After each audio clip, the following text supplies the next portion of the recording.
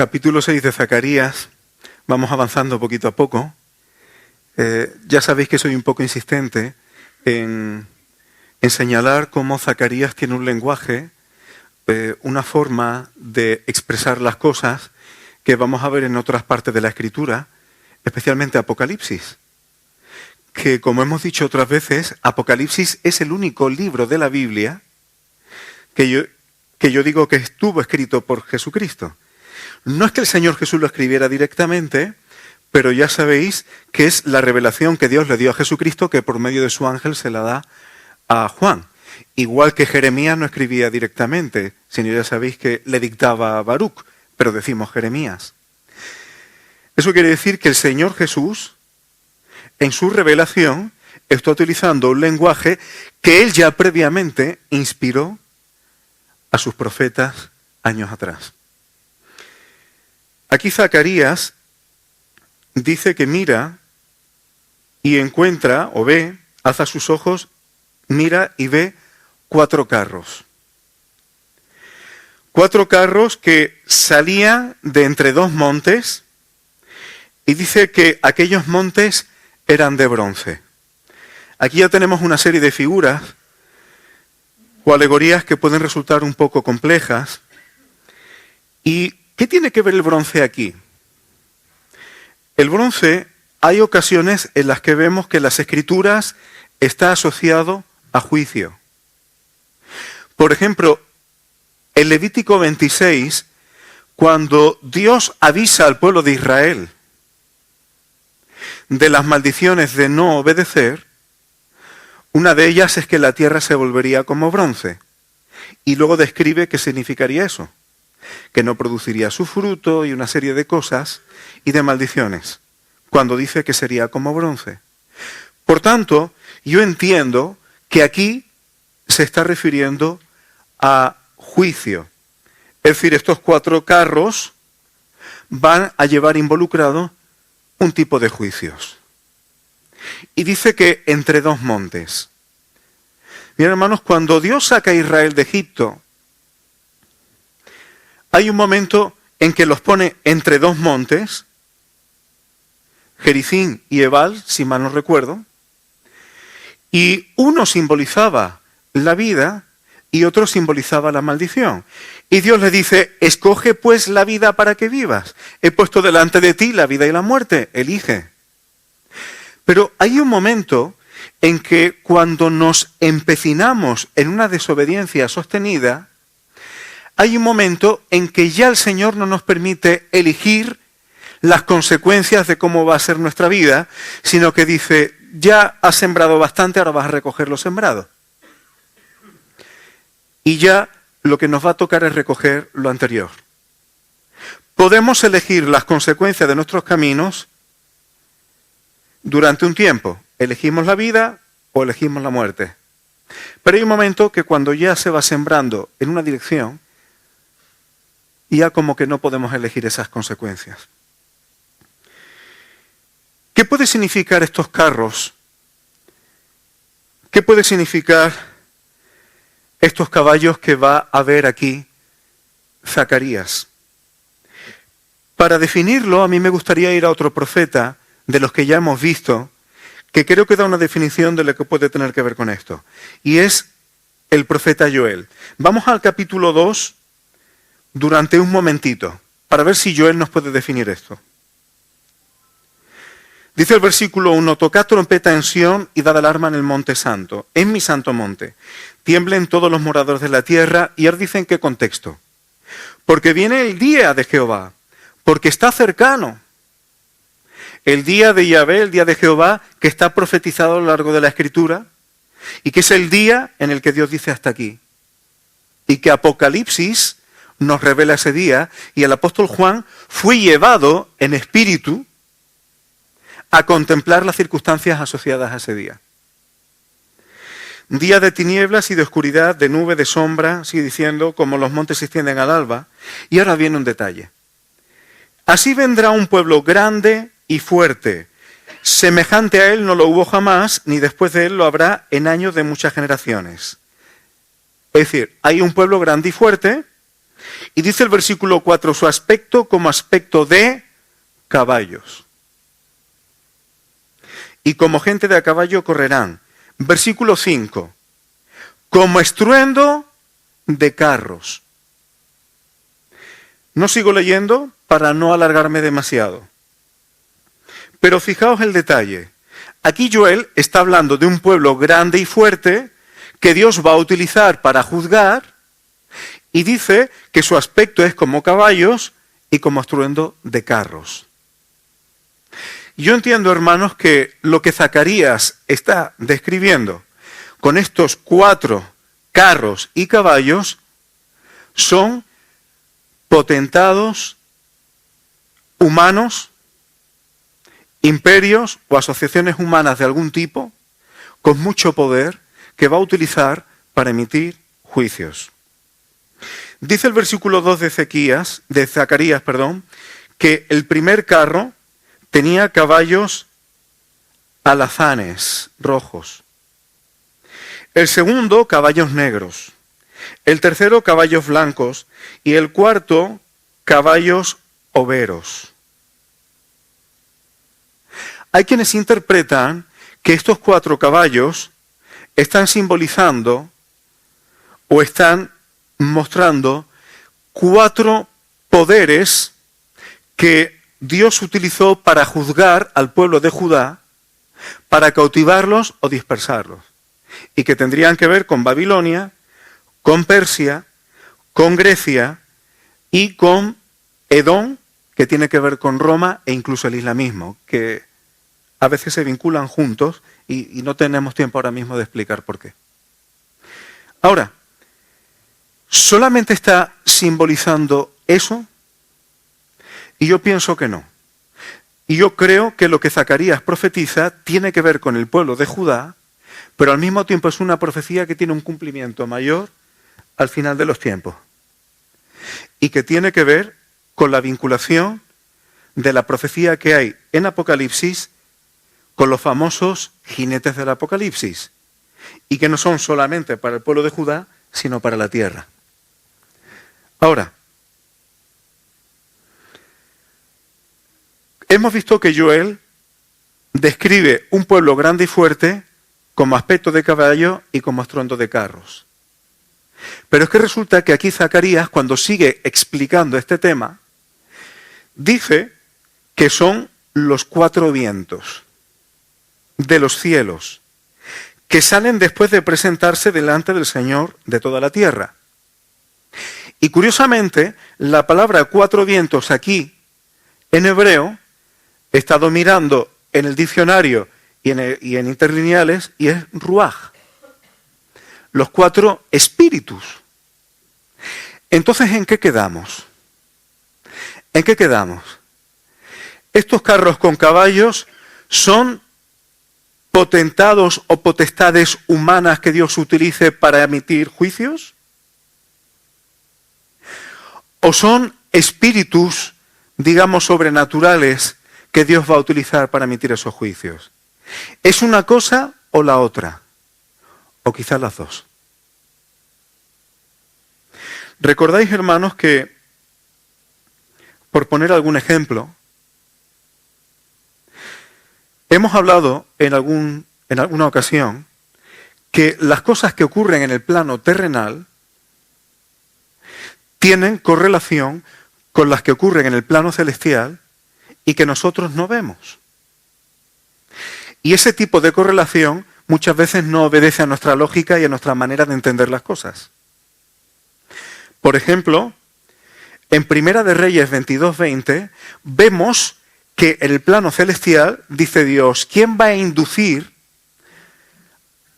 ¿Hay algún espíritu, hay alguien que quiera inducir a Acab a que suba a Ramot de Galaad para que caiga allí? Dicho de otra manera, ¿hay algún espíritu, es decir, en el plano celestial que nosotros no vemos, que quiera hacer que el rey Acab se involucre en una guerra donde va a perder? ¿A que no es la forma en la que nosotros entendemos las cosas en nuestro plano terrenal? Pero ahí tenemos un ejemplo de esas correlaciones que están más allá de nuestro entendimiento. Cuando Job es puesto a prueba por Dios y dice que Satanás se presentaba delante de Dios. Cuando Dios pone en manos de Satanás ciertos aspectos de la vida de Job, por ejemplo, en el capítulo 1, en el versículo 15, dice que vinieron, acometieron los sabeos, tomaron y mataron a los criados a filo de espada, a los criados de Job. Es decir, tenemos bandas armadas sabeas atacando a los criados de Job. Esa sería la perspectiva terrenal y humana. Pero nosotros, por lo que nos revela la Escritura ahí, sabemos que Dios le autoriza a Satanás a que pueda tocar esos aspectos de la vida de Job. En el versículo 17, también porque Dios lo permite, Satanás envía a caldeos que dice que hicieron 3 escuadrones y arremeten contra los camellos, se llevan, es decir, roban el patrimonio de Job y también matan a sus criados. Vemos, hermanos, que hay cosas que suceden en la tierra que tienen una correlación con el aspecto celestial que nosotros no manejamos directamente y que ni mucho menos vemos. Estos 4 carros que ve Zacarías con sus caballos, creo que son potestades humanas, pero que guardan una correlación con lo espiritual que no vemos y que Dios permite y autoriza. De hecho, si nos vamos a Apocalipsis, vemos que los jinetes, los famosos jinetes del Apocalipsis, estoy ahora mismo en el capítulo 6, versículos 1 al 8, también hay una correlación entre lo celestial y lo terrenal. ¿Cuándo empiezan a actuar los jinetes del Apocalipsis? Cuando el Cordero, es decir, el Señor Jesucristo, en el ámbito celestial que nosotros no vemos directamente, va abriendo los sellos del rollo, del libro. Versículo 1. El Cordero abrió uno de los sellos. Así empieza. Versículo 2. Y he aquí un caballo blanco. ¿Qué hace ese caballo blanco? Pues conquistar. Tenía un arco, le fue dada una corona y salió venciendo y para vencer. Hay conquista y toma de poder. Versículo 3. El Señor abre el segundo sello. Versículo 4. Sale otro caballo bermejo, rojo también. ¿Qué capacidad tiene de quitar la paz de la tierra y que haya enfrentamientos entre la gente? Ese es el segundo sello. Pero estamos viendo la correlación entre lo que sucede arriba y lo que sucede abajo. Versículo 5. Se abre el tercer sello. Un caballo negro que tiene una balanza en su mano. Versículo 6 lo explica. 2 libras de trigo por un denario, 6 libras de cebada por un denario. Esto suena a una hiperinflación, una inflación brutal. Es decir, para comer un poco tienes que trabajar un día entero. Pero no dañes el aceite y el vino. Ya hablamos de esto cuando tocamos Apocalipsis. Cuarto sello. Eso ocurre en el ámbito celestial. Versículo 8. Un caballo amarillo que tenía por nombre muerte y el hacer seguía y tendrá la potestad de acabar con la 4ª parte de la tierra. Ya lo hemos dicho otras veces, pero cuando a veces se presenta un Señor Jesús, pacifista en un sentido humano. Pero el Señor Jesús, cuando abra los sellos, este sello concretamente va a permitir que este caballo amarillo acabe con una 4ª parte de la tierra, que no es ninguna tontería. Que no es ninguna tontería. Si nos damos cuenta, hermanos, lo que estamos viendo aquí es que posiblemente, así es como yo lo veo a la luz de las Escrituras, cuando se vayan desencadenando a nivel celestial esta apertura de sellos, en la tierra habrá poderes, potestades, gobierno, grupos de poder, llámalo como tú quieras, que causarán las cosas que aparecen en la palabra. estará autorizado, estará permitido y no es ningún juego. No es ningún juego. Voy a dejar aquí el tema de los carros y los caballos, aunque podríamos hablar, porque algunos van hacia la tierra del norte, los blancos salen tras ellos. Fijaos que Babilonia estaba al norte, pero luego los persas toman Babilonia y se quedan en el norte también. Esos que van al norte hacen reposar el espíritu en la tierra del norte. Es Ciro el que da la orden de que se restablezca, de volver a Jerusalén para reconstruir. Eso puede tener que ver con que diga que hace reposar el espíritu en la tierra del norte, el espíritu de Dios, es decir, que aplaca su ira y Dios empieza a permitir a que Judá pueda restaurarse. Pero no me quiero meter en esos detalles, hermano.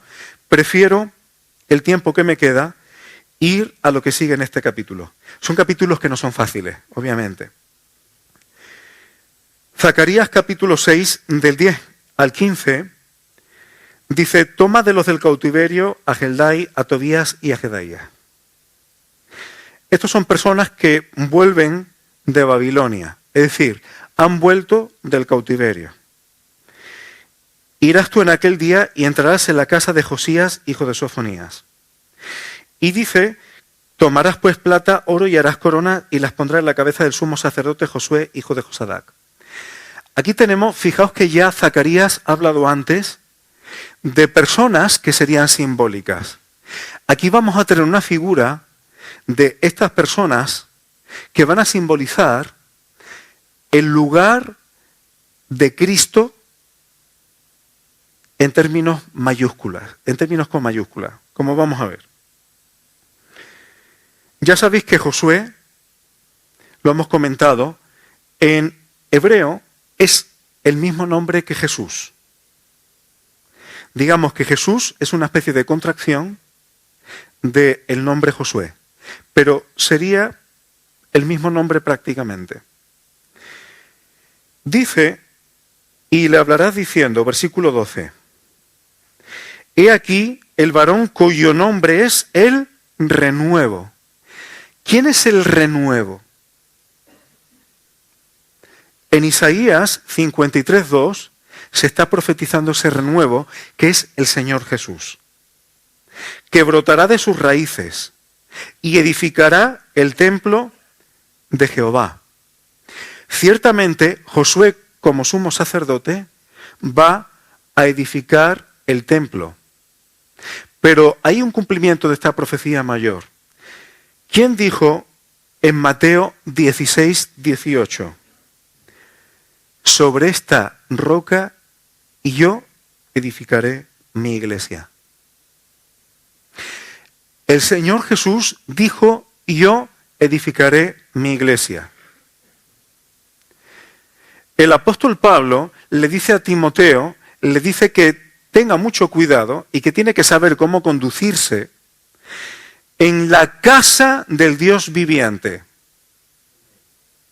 La iglesia, columna y baluarte de la verdad. Es decir, el templo de Dios es la iglesia, que en palabras del apóstol Pedro está formada por piedras vivas. Vosotros como piedras vivas, sed edificados como casa espiritual. Ahora, ¿quién produce esa edificación? Cristo. Y yo edificaré mi iglesia. ¿Eso quiere decir que nosotros no? Aquí, estas personas que se mencionan que vuelven de Babilonia colaborarán en esa edificación que va a hacer el sumo sacerdote. El apóstol Pablo dice: mirad cada uno cómo sobreedifica. El que edifique con madera, heno, hojarasca, eso será quemado fácilmente. Mejor edificar con piedras preciosas. Es decir, nosotros tenemos que mirar cómo sobreedificamos, pero el que edifica es Cristo. ¿Cómo casa eso? Hermano, no nos queda otra que sujetarnos firmemente a la autoridad del Señor Jesús en todas las cosas. En nuestra vida, en el día a día, pero también en la comunión en la iglesia. Cada vez que yo quiero opinar, cada vez que yo quiero edificar conforme a mis propios criterios, aunque yo pueda tener muy buena intención, si no está sujeto a Cristo, termino metiendo la pata. Si Salomón, con toda la sabiduría que tenía, cuando edificó el templo para Dios, tuvo que ceñirse a los planos que le había dado el rey David, que le había dicho su padre, que esos planos se lo había trazado la misma mano de Dios, ¿quiénes somos tú y yo para enmendarle la plana al Señor Jesucristo o a su palabra? Por eso, una de las peores cosas, hermanos, que podemos hacer es que la palabra de Dios nos deje algo muy claro y nosotros vengamos con buenas intenciones a suavizarla, a ponerle peros. No sé si me explico. Ya la palabra dice, pero hombre, es que sabemos que eso es imposible. Hombre, ya, pero es que hay que entender que... Y empezamos un poco a serpentear, a bandear. Todo ese tipo de cosas, hermanos, al final termina teniendo un coste. Porque por muy buenas intenciones que tú y yo tengamos, ni tenemos la autoridad del Señor Jesucristo, estamos sujetos a Él, pero tampoco tenemos su sabiduría. No hay nada más sabio que decir, mira, Señor, entienda o no entienda. Si tú dices esto, es lo que tú digas.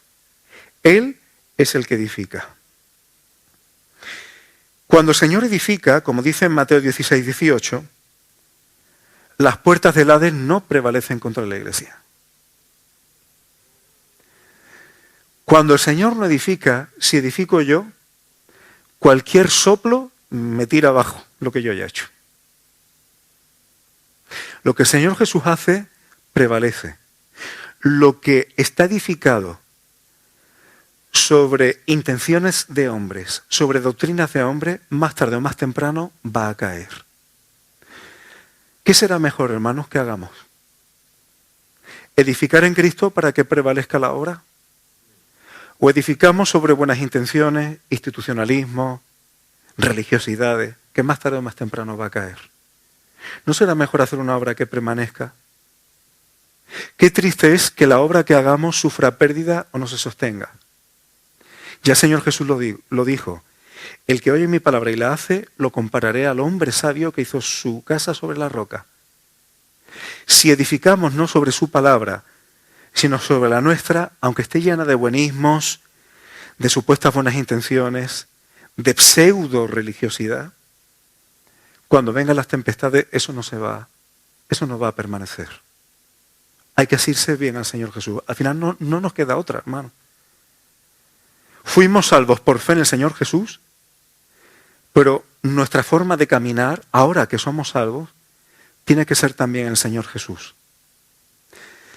No estamos en el Señor Jesús para ser salvos y a partir de ahora, como si yo tuviera un cheque en blanco para andar como quiera porque un día acepté a Cristo. No. Cuando aceptamos a Cristo, vinimos a ser incorporados en Él. Pero debemos seguir andando en Él. Esa es la única esperanza que tenemos para que la obra no caiga. Y ya para terminar, hermanos, el versículo 13 dice, Él edificará el templo de Jehová. Independientemente de Josué, este sumo sacerdote, ahora voy a estar apuntando a Cristo porque para mí esto es un cuadro profético de Él. Esto es un cuadro mesiánico. Jesucristo edifica el templo y Él llevará gloria. El Señor Jesús se glorificó haciendo la voluntad del Padre en todo. Recibió toda la potestad. No hay ningún nombre debajo del cielo en el cual nadie pueda ser salvo sino en el suyo. Él tiene toda la gloria. Se humilló hasta lo sumo, pero el Padre le ha exaltado hasta lo sumo también. Y se sentará y dominará en su trono. Este es nuestro Señor Jesucristo. Y dice el versículo 15, estoy resumiendo para acabar ya, dice, y los que están lejos vendrán y ayudarán a edificar el templo de Jehová. ¿Eso qué quiere decir? ¿Que el Señor Jesús se va a quitar para que otros edifiquen? No. Eso quiere decir que lo que el Señor Jesús va a edificar cuenta también con los gentiles. Los que están lejos, los gentiles, en Cristo, forman parte también del templo que el Señor Jesús está edificando, de la casa espiritual.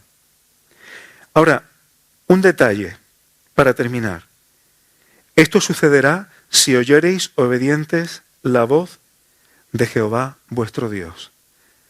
Hermanos, obedecer es una palabra que hoy día suena fea.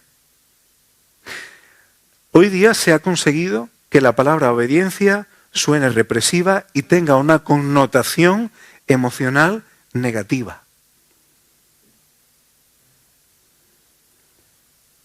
Y eso es un problema, porque nosotros debemos tener la connotación bíblica y que el Espíritu le da las cosas. Pero cuando nosotros obedecemos al Señor, la edificación se produce. Cuando nosotros desobedecemos al Señor, la edificación queda comprometida, como hemos estado viendo. Los que somos gentiles, o hemos dejado de serlos en Cristo, porque ya estamos en pacto con Dios, pero los que estábamos fuera de pacto y ahora estamos en pacto por la sangre del Cordero, ¿cómo edificamos? En obediencia.